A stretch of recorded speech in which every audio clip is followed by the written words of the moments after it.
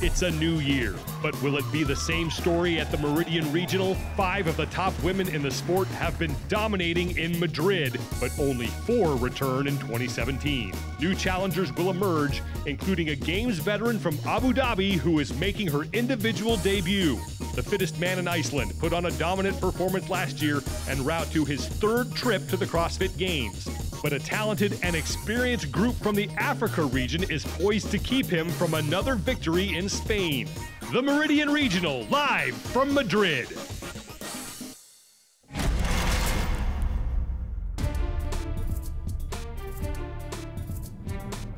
Hello and welcome everyone inside the Update Studio for our Meridian Regional preview. I'm Tommy Marquez, joined at the desk by Pat Sherwood. Sean Woodland and Rory McKernan are actually headed out to the Meridian as we speak. And Pat, there's a ton going down out in Madrid this weekend. What are you most excited to watch? Well, now that we know Sara Sigmundsdottir has left, I'm curious to see, does Annie Thor's daughter, Samantha Briggs, kind of take up that charge? That leaves room for some new women out there. And then last year we had some exciting rookies like Esslinger and Moonweiler make a name, and now we know who they are, so I want to see what they can do this regionals. We're going to start with the women. We're going to take a look at our regional power rankings. Remember, we had our region power rankings that we used to start this season. Well, we combined everything into this regional format, and here's how things shook out.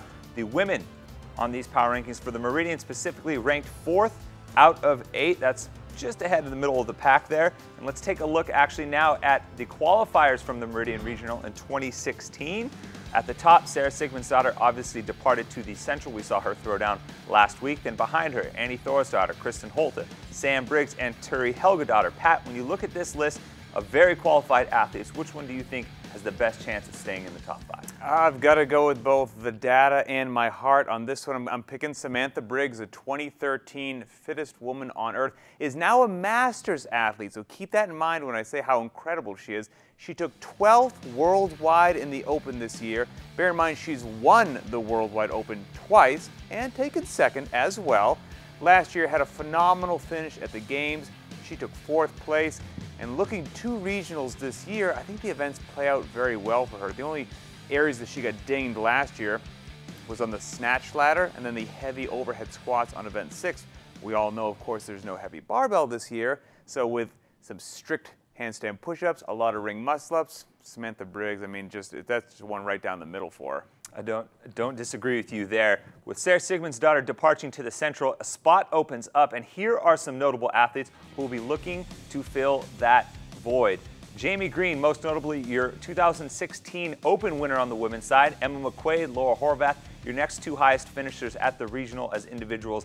Last year, Ike Gylfadottir and Björk Odensdottir returning to the individual competition after spending last year at the Games on a team. Now, Pat, some very talented women here trying to make up for that gap that Sara Sigmundsdottir left behind. Who do you think takes that spot? The same person that I'm extremely excited to watch, that's Jamie Green, the 25-year-old out of the Africa region. She first made a name for herself in 2016 by winning the Worldwide Open, beat every household name in our community, and she didn't slip. This year in 2017, she was 4th worldwide. Rewinding the clock, last year she went to regionals, of course, and what do you want to see? You want to see whoever won the Worldwide Open go individual, go to the Games. But she didn't. She was loyal. She made a pact with her affiliate, CrossFit, yes, that she would compete with them, which she did. They went to the Games. They got on the podium, took 3rd place. But this year, we're going to get to see what we want. Jamie Green, go individual. I'm so excited to watch her throw down. Also, keep your eyes on Ike Gylfadottir. I think she's going to make a splash in event number 1. Could be one of those people in the hunt now. Let's moving on to the men's side of things, and let's take a look at the regional rankings for the men as well. And, well, just like the women, the Meridian men ranked 4th out of 8 regions when we combined everything from our region power rankings to start the season. Now, let's take a look at the qualifiers as well from the men in 2016 at the Meridian Regional. And basically, all of these men are back, even though some of them have switched regions from Europe to Africa. You got BKG, Lucas Esslinger, Jana Koski, he's moved over to Africa, Adrian Moonweiler, Lucas Hogberg, Pat. With everybody returning, which one of these 5 men has the best chances at staying inside the top 5? I mean, shy of something bizarre happening, it has to be Björgvin Karl Guðmundsson. He's so capable. He took 4th worldwide in the Open this year. He's a 3 times Games veteran. And every year at regionals, the last 3 years in a row, he has improved from 3rd to 2nd to last year when he won. And he really got on our radar in his 2nd trip to the games. He took 26 as a rookie, then came back in 2015 and just was so consistent, but we didn't give him enough credit, and he wound up making it onto the podium that year. He took 3rd. And I look at what he did last year at regionals, where he was 1st place on regional Nate, strict handstand push-ups, strict ring muscle-ups, and 2nd on event 5, which had a lot of midline work with the GHD and heavy deadlift. So some of those things translate not exactly, but quite well to the regional events this year. I think it lines up very well for Björgvin. Not a lot that he can't do. Let's take a look at some notable athletes that are going to be looking to give these guys a push, even though all 5 Games qualifiers are back. You have a pair of former Games qualifiers in Phil Hesketh, Frederick Gidius. Rasmus Andersson comes back to the Meridian Regional after spending a year in California. Andrea Barbati, who was doing so well before he pulled out.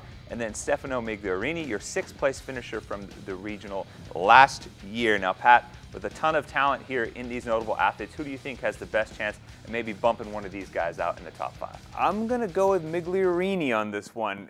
This will be his 6th time competing at regional, so he has a ton of experience.